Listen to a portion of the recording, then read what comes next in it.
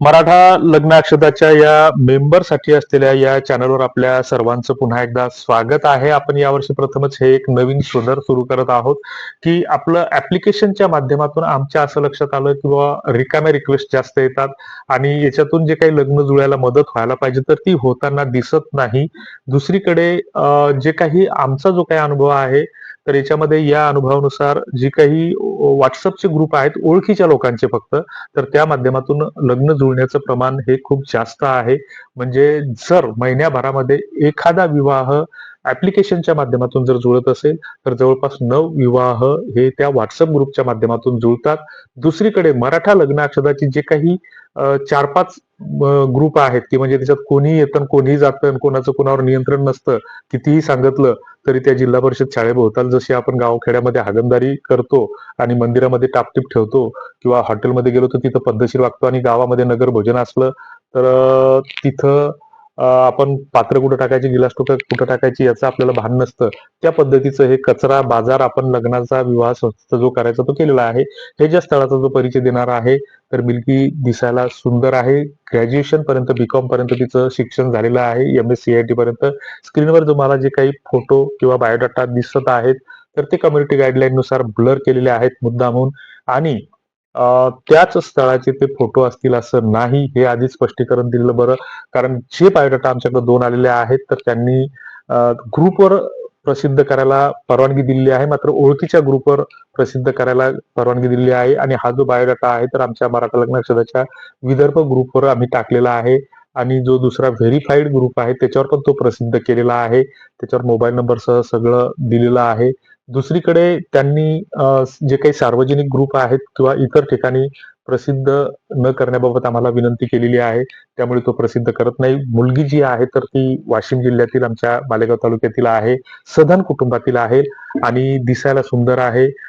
5 फूट 2 इंचापर्यंत तिची उंची आहे आणि सधन कुटुंबातील असल्यामुळे त्यांना साहजिकच ते स्थळ जे हवं आहे तर ते स्थळ म्हणजे त्यांना सधन शेतकरी, नोकरदार किंवा व्यावसायिक जोडधंद्यावाला त्यांच्या तालामोलाचा त्यांनाच ते स्थळ हवं आहे. आणि विशेषतः वाशिम जिल्ह्यातील शेजारच्या हिंगोली किंवा बुलढाणा जिल्ह्यातील मेहकर लोणार तालुक्यातील जर स्थळ असेल तर त्या स्थळा या संपर्क साधू शकतात. संपर्क कसा साधायचा याबाबतची माहिती या व्हिडिओच्या शेवटी आम्ही तुम्हाला डायरेक्ट संपर्कासाठी त्यांचा मोबाईल नंबर आणि बायोडाटा उपलब्ध करून देणार आहोत. तर तो कसा उपलब्ध होणार याबाबतची माहिती या व्हिडिओच्या शेवटी देत आहोत.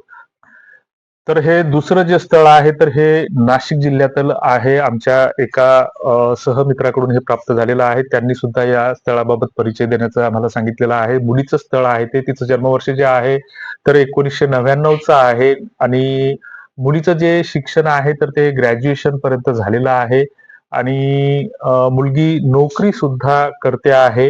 म्हणजे त्यांचा जो काही निफाड तालुक्यातून हे स्थळ आलेलं आहे आणि त्यांना जे काही स्थळ हवं आहे तर त्याच पद्धतीचं स्थळ आहे. या स्थळासोबत सुद्धा तुम्ही डायरेक्ट संपर्क करू शकता. हे स्थळ आमच्या ग्रुपवर किंवा याच्यावर आम्ही टाकलेलं नाहीये मुद्दा, मात्र त्यांच्याकडून आम्हाला जो बायोडाटा प्राप्त झालेला आहे तर त्याचा परिचय आम्ही या ठिकाणी देण्याचा प्रयत्न करत आहोत. जर तुम्ही या स्थळाबाबत जर तुम्हाला अधिक माहिती हवी असेल किंवा बायोडाटा पाहिजे असेल तर किंवा संपर्क पाहिजे असेल तर तुम्ही आमच्याशी डायरेक्ट संपर्क करू शकता. तो कसा करायचा त्याची पद्धत आम्ही दुसऱ्या एका स्थळाच्या नंतर सांगणार आहे की जे दुसरं स्थळ आहे तर ते आमच्या वाशिम जिल्ह्यातून आलेलं आहे. वाशिम जिल्ह्यातील स्थळ आहे, सधन कुटुंबातील आहे.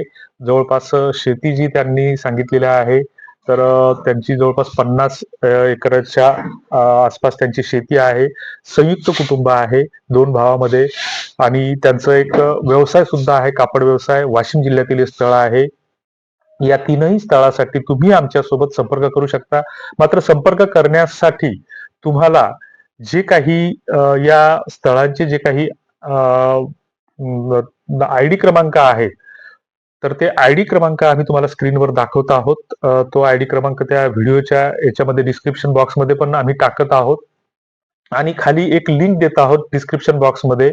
तर त्या डिस्क्रिप्शन बॉक्समधील जी काही लिंक आहे तर ती लिंक वर तुम्ही जर क्लिक केलं तर तो डायरेक्ट आमच्या मेलला रिडायरेक्ट करेल आणि त्या मेलवर तुम्ही तुमचा परिचय किंवा बायोडाटा आम्हाला टाकायचा किंवा या या आयडी क्रमांकासाठी आम्हाला याची माहिती द्यावी.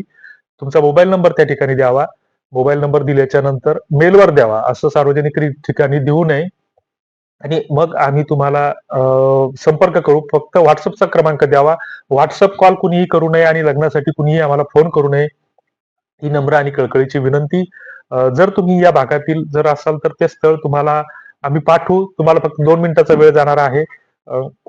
2 मिनिटात आम्ही तुम्हाला म्हणजे ताबडतोबच त्याला प्रतिसाद दिला जाईल असं नाही. कारण आम्ही सुद्धा सामान्य माणसं आहोत. तुमच्यासारखीच आम्ही काही कामं करत असतो. आज तुम्ही मेल टाकला तर उद्या, परवा 2 दिवसात तुम्हाला त्या मेलला नक्कीच रिप्लाय मिळेल. जे काही असेल ते.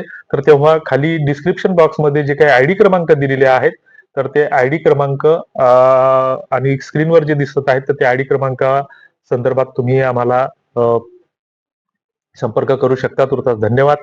जय जिजाऊ.